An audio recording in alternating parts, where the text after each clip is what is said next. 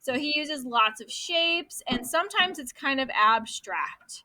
We made our own abstract art by making lines and shapes with our letters of our name.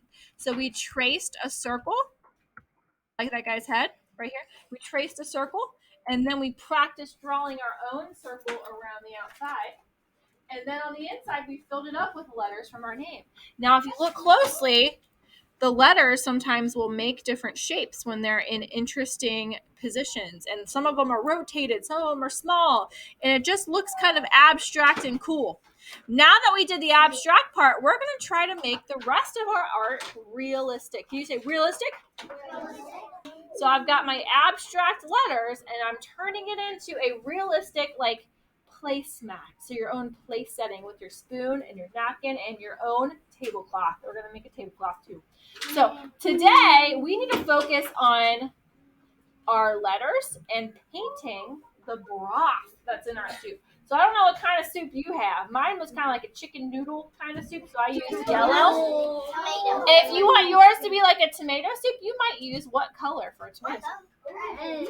Red. I actually did a little bit of both. I have a little bit of red and a little bit of yellow.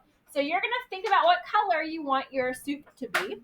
And today we're going to get out. Let me show you my screen. All right, so here's what I did last time. You have 3 steps today. The first step is to take a Sharpie, and you're not going to outline the whole thing. You're just going to do the outside edge of your bowl. Now, when you do it, you're going to move your whole arm and go slowly. Move your whole arm and go slowly and practice outlining your bowl. Your letters now, some of you already outlined your letter on accident with Sharpie. You have 2 options. We want to make our letters colorful. It makes it more interesting when our letters are colorful. So you're going to put this Sharpie away. The first thing you might want to use that's new today are these. These are oil pastels. So oil pastel. If you outlined your Sharpie or outlined your letters with Sharpie, you can go right over top with your oil pastel. So no worries. So these are like crayons, except they're creamier. And you can go over them like this. I would use these if I were you because they work really, really well. So try different colors. Maybe each letter is a different color. Do you guys see what I'm doing? I'm going back and forth to really make it thick. We're going to be painting over the top with our soup broth. So we got to make sure these are thick. Otherwise, you won't be able to see it very well. Soup broth. That's kind of fun to say.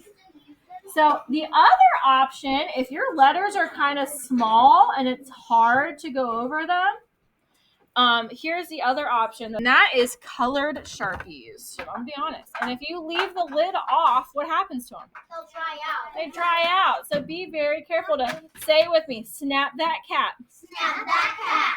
The one thing I don't like about Sharpies is the color looks a little bit different than the cap. So sometimes your color might not match very well.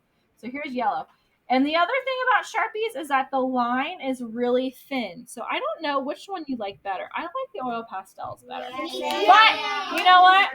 You could try both. Like, here's an example. Look, this is supposed to be purple, but let's see what color it actually looks like. It kind of looks pink to me, to be honest. So the colors are a little bit different. Kind of like lilac. Let's try this one. Lilac is a good way to describe it. This one is kind of like magenta. Oh my gosh, that's so pretty. Once you go over all of your letters, can we pretend I went over all my letters? You're ready for step 3. So here's step 3. And you're going to get water. So these are my water cups. Just take one. Should you fill it up all the way to the top? No. Why not? Because then it will overflow and spill. Spilling everywhere. Fill it up halfway so it doesn't overflow. Thank you. And if you spill this on the table, it's not going to ruin your computer because it's not that much. So make sure it's only a little bit. That way if we spill it on the table, as long as the computer gets a little bit wet, it's going to be okay. So just a little bit's all you need. So you may come over to my desk and get a small paintbrush. Not a tiny one, but a kind of small one. So your water, your small paintbrush. So I have my water. I can share that with my neighbor too. My paintbrush, and here's where the paint is. It's underneath here. Some of these paint palettes, if you look on the screen, you can see some of them look like they're not doing so hot. But actually, they usually are.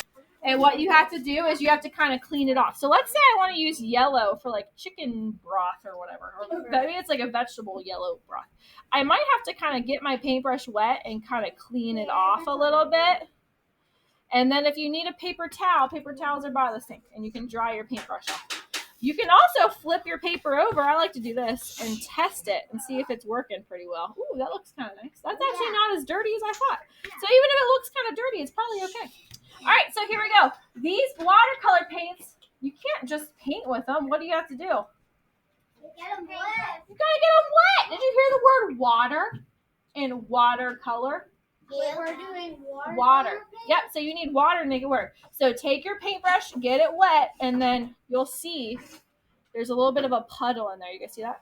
Tiny puddle. That is how you know it's ready. There's a little puddle. You're not going to pour the water in there. No. Just get it nice and wet with your paintbrush. And then once it's got a little puddle, you can actually paint right over top of your letters. And the oil from the oil pastel will still show through because oil hates water. Did you know that? It's science. Oil and water don't mix together. You're right. So I can paint right over top. All right, so here's the tricky part.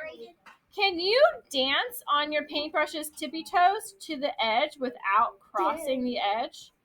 That's the challenge. Can you get all the way to the edge without touching the edge? If you color over the lines, is it the end of the world? No, but I want you guys to practice being accurate. Practice going all the way to the edge and then fill it in. Okay? If you want to use red, let's say you changed your mind, you want to use red now. What should you do with your paintbrush? Wash it off. Thank you. Here's how you wash it off. You tickle the bottom of the water cup until all the color comes off. Then you can swish on the side. And now my paintbrush is wet, so I can wake up my red. Say, wake up, red. Wake up, red. It's time for school. Do you see a little bit of a puddle there? Maybe a little bit more water. That's better. And then if I want to use red, I can use red. And I can actually mix the two together if I want to. What color happens if I mix red and yellow? Orange. So maybe I want to make my own orange broth. All right, so you're going to paint the entire thing. When you're done with the paint, let your neighbors use it. If they don't need to use it, boys and girls, close it up. Hold it with two hands. If you hold your paint like this, it will drip out of the side because there's water in there. Remember, there's puddles in there. So hold it with two hands and put it back flat, back where you got it. I like